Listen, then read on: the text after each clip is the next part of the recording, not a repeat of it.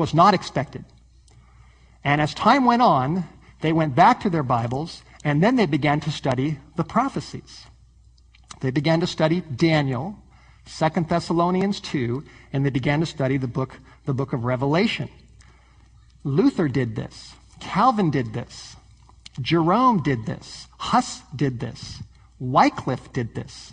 Many of the Protestant reformers did this. Wesley did this later on. And as they began to study the Bible, lo and behold, they began to put the pieces together. They went to Daniel 7. They read about the lion, Babylon, Persia, Greece, Rome, the Roman Empire. The Roman Empire falling. They saw the 10 horns representing the breakdown of the Roman Empire and the nations that were established in Europe that came from the north, the Germanic tribes. And they saw this. And then they read about that little horn coming right up, right there out of the Roman Empire, among the 10 horns, right in Europe. That would start small but get bigger and bigger and bigger, would have eyes like a man, human leadership, would have a mouth saying great things, making great claims for itself, and then eventually this little horn began to make war on the saints. And they saw this right in their Bibles. And so one by one, the Protestant reformers, as they looked at the Bible and put the pieces together, they realized that that little horn was right in front of them. That it was the papal power. It was the institution of the Vatican, centered in Rome. Now, they were Catholics themselves. And so I don't believe this applies to the people themselves, but more the system, the papal system centered in Rome as an institution centered in the popes. And they saw this. And then they realized that all the pieces fit together. And there's a famous Protestant saying. And the word Protestant, many people don't know this, but you know what the word Protestant really means? It means protest. Protestants. They protested against the church and wanted to get people back to the Bible. And once they studied prophecy, then there's a famous Protestant saying, and this is what it is, that the Protestant reformers, in the blazing light of Jesus Christ, they discovered Antichrist. They discovered Jesus Christ and Antichrist right in front of them. They saw Christ, then they saw a power that was leading away from Christ, and then they identified it as Antichrist. That came right up from within the church. It was subtle, it was deceptive, it was working right there, and they had to do battle with it, just like the principles that were in the book of 1 John. Same thing. And 2 John. Here's a quotation that appeared in 1999. This was just a few years ago in Newsweek. This was a particular issue right before Y2K that dealt with prophetic theories that were current in the religious world. This fascinating issue, and it says there, you can see it right on the screen, November 1, 1999, page 72, that Martin Luther was the first to identify the papacy as such with the Antichrist. Now, this is not exactly accurate. He really wasn't the first, but he was one of the main ones in the 1500s. And then it says that this was a view that was to become dogma for all Protestant churches. This is right there in Newsweek. I mean, I didn't write this. This is just based on history. That this became the teaching of the major Protestant churches and the major Protestant reformers for 400 years. Here's another quote from Daubigny. He's the classic Protestant historian who wrote the history of the Reformation of the 16th century. And this is what he said. He wrote, quote, "Luther proved by the revelations of Daniel and St. John, by the epistles of St. Paul, St. Peter, and St. Jude, that the reign of Antichrist predicted and described in the Bible was the papacy." Luther did it based upon the Bible. He did it based on Daniel and Paul and Revelation and 1st and 2nd John, and he saw it right there, and he took a strong stand, and he was willing to die for this. And as a result of this prophecy, especially in Daniel 7, there was a mass exodus out of the Church of Rome. Now here's a chart on the screen which is very important, and it shows the basic sequence of Daniel 7 that we've already studied. There's Babylon, there's Persia, there's Greece, there's Rome, the breakdown of the Roman Empire, then there's that little horn, and all of the Protestants said that was the church, the Roman church. They saw the prophecy successively fulfilled in history. And on the top there of that slide it says this was called Protestant historicism. Protestant historicism. That was their doctrine of understanding prophecy that they saw prophecy being fulfilled straight down in history.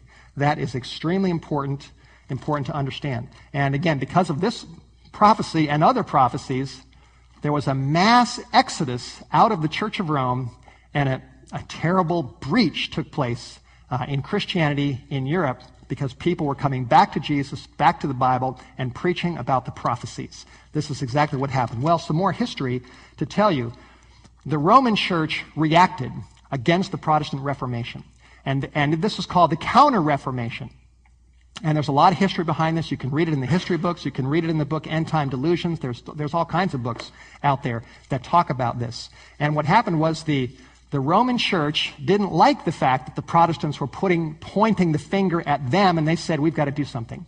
So they reacted in the Counter-Reformation, and they had a major council that took place in the year 1545. It went on in different sessions to the year 1563, an 18-year period, and it was called the Council of Trent, just north of Rome in Italy. And it was a very famous Catholic council where the leaders came together to plan how to deal with the Protestant Reformation and with all the people that were leaving the church. At that council, there was one particular order that was set aside and given a specific assignment to counteract the preaching of the Protestants. They were to do this through open warfare. They were to do it through intrigue, and they were to do it through theology. Anybody know the name of that order? It was, the longer version is the Society of Jesus, otherwise known as the Jesuits.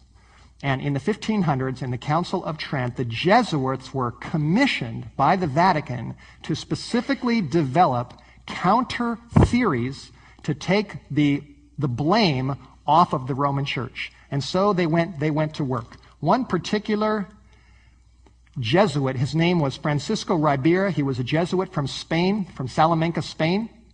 He was a brilliant man, a doctor of the law and of studies, and he went to work on this. And there's a quote there from George Eldon Ladd, a very respected Protestant commentator. He's not alive anymore, but he wrote a book called The Blessed Hope, a biblical study of the Second Advent and the Rapture in 1956. And there on the screen there, you can see a picture of Ribera's book, and the quote there from Ladd, which says, in the year 1590, not long after the Council of Trent, Ribera published a commentary on the book of Revelation as a counter-interpretation to the prevailing view among Protestants, which identified the papacy with the Antichrist.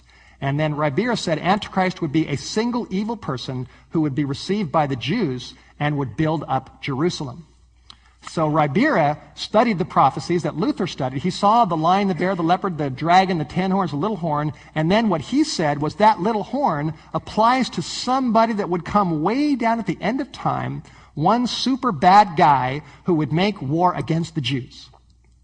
That was Ribera's interpretation of the prophecies. And that view, theologically, became known as futurism. And there you can see our chart there. You see the lion, the bear, the leopard, the dragon, or the fourth beast. You see Babylon, Persia, Greece, and Rome. And what Ribera said was that when Rome fell, there was a gap, the Jesuit gap. And then at the very end, that little horn would come up at the end, and he would be one man, one Mr. Sin, who would make war upon the Jews at the end. So the prophecy went on, and then it stopped. And then there's a big gap, and then it picks up at the end. That is the futurist view that was promoted by Francisco Ribera. And the amazing fact is that that view has been popularized by Tim LaHaye and Jerry Jenkins in their best-selling series, Left Behind. Left Behind is really, there's a lot involved in Left Behind, but one of the main elements of this series is that it is simply a fictionalized version of this core element of Francisco Ribera's theology. That one man is the Antichrist who comes at the end, and Left Behind picked it up and made it into a series of very fast-reading novels